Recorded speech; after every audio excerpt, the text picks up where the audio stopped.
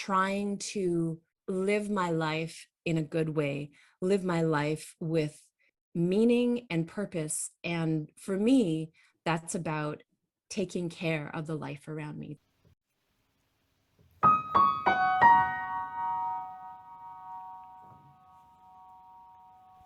Embers of Hope is for those who really care, and it takes some measure of courage and strength and some sort of faith. And that's not about religion, that's just about some sort of connection to something bigger and more powerful than ourselves.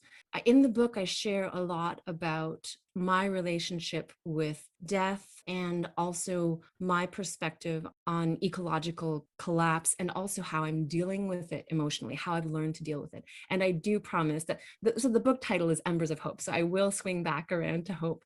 One of the earlier pieces that I start with in the book is just sharing about, as a younger person, how much denial I was in around death, that I didn't really have much of a relationship with death. I didn't grow up with the celebration of death. I think I learned about death in a very pragmatic and in a very spiritual way through the garden, through compost. And it was that experience of putting something into the compost and then coming back a week later and it being transformed. And whether that was food scraps or a dead animal that we had found in the garden and what we perceive as the end, but how that transforms nourishment for the next cycle of life. It wasn't as a young person that I learned about death until I really began to garden and learned that, oh, well, plants do have their natural life cycles. And as we return nutrients to the compost, as we return nutrients to the soil, we're being part of that natural cycle. What I bring through the book is this renewed relationship with death. My relationship with death now is, it's so much more balanced and so much more equanimous, having spent a few years raising animals and having woofed on different farms and just connecting with friends who are, whether they are traditional hunters or non-traditional hunters, or even finding an animal that on the side of the road that was killed by a car and trying to honor that animal. I've learned through the natural world, the living world, and the dying world that there is a sacredness and a sense of harmony from accepting and learning to find some peace in that wholeness, which includes life and it includes death, it includes birthing, and it includes loss and dying. Also, how I try to live with the climate crisis, the ecological crisis that we are all facing. It's easy to be in denial.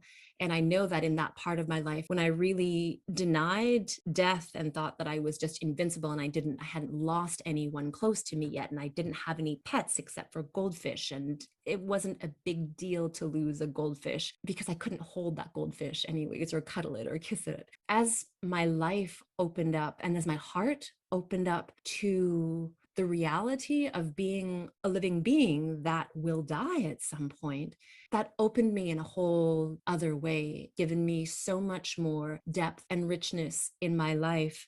So I started this book and I thought that maybe it was going to be a book on social permaculture and nonviolent communication, which I also practice and teach. And I started the book a few times. I started the introduction. I had a table of contents and a structure, and it looked interesting, but it just didn't really come together. It didn't gel. It didn't grab me. And then a very close friend was diagnosed with ALS, with Lou Gehrig's disease.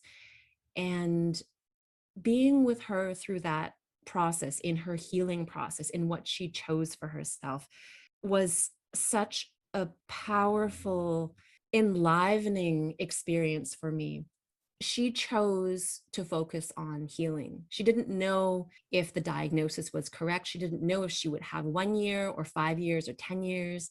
So she focused on her healing and on living each day to its fullest and in trying to give back to all of the people in her life, her loved ones, her community. And at some point, she also said, okay, well, just in case I'm wrong, just in case I'm not going to have the outcome that I'm really hoping for, I've redone my will. Here's my power of attorney for health, and here are the papers. And let's not dwell on it because I'm feeling well. I feel great.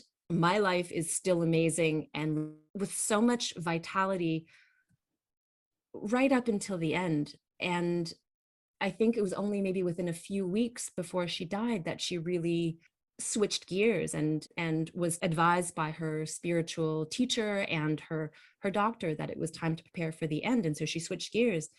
And so for me, that became such a powerful metaphor for how I want to live in these times. That we know that there's so much that is off balance in our world, politically, economically, ecologically, and there is already so much change and there's already so much loss.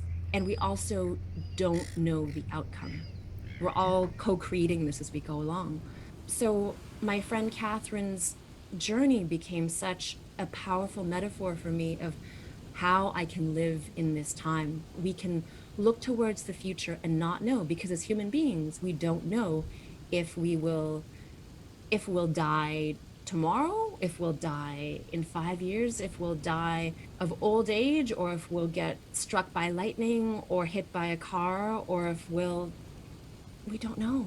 We don't know. And so for me, the journey with this book has been learning to embrace this not knowing and learning to live well while doing so.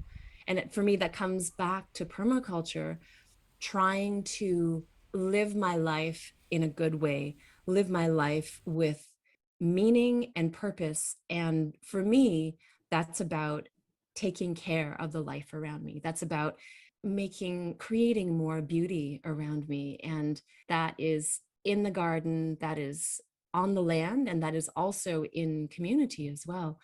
My hope with this book is that for those who have the courage to open their hearts a little bit to the possibility of what we have to lose collectively, this is such a gem. If we're willing to confront our mortality, and that's individually, personally, and collectively, then I have found in my experience, and I've hear from others, and I truly hope that the willingness to kind of take that leap of faith into our hearts, to brave that painful, life-threatening reality, will also fuel the fires of us taking the action that we need to take to make the difference that we need to make.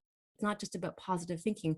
It's about making peace with this painful realities, with this possibility of tremendous loss, and having that be what fuels us, having that be what makes us choose intentionally. This is how I want to live the rest of my life. This is how I want to use my life energy to make this garden, this land, this community healthier, stronger, more resilient. Wonderful. Thank you so much. Oh, That's thanks. great.